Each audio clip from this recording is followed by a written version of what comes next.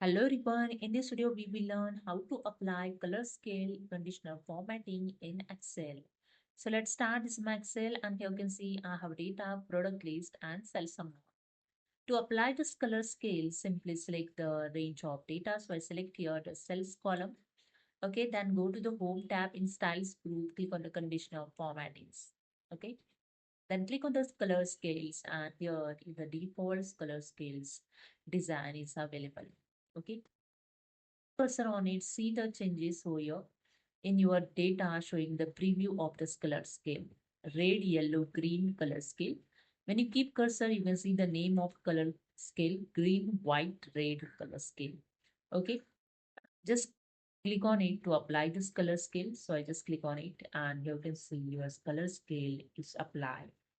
Okay, so you can create your own color with the color scale. So simply select the range of data. Again, go to the conditional formatting. Now I just click on the clear rules, clear the selected cell rule. Now I click on the conditional formatting, click on the color scale and click on the mode rule. Okay. So in new formatting rule, you can add your own colors. So in lowest value, you can select here drop down arrow and select here the different options. So I select here the lowest value in this range of data. So in the lowest value, I want color, the red color. Okay. And the highest value, I want to fill color, the green color. Okay. Green color. So you can see the preview, red shade and green shade. Lowest value will shade will red and highest value green. Okay. According to value, the color shading will change. Okay. Then click on OK and that's it. You can see the highest value is showing the green color and lowest value is red.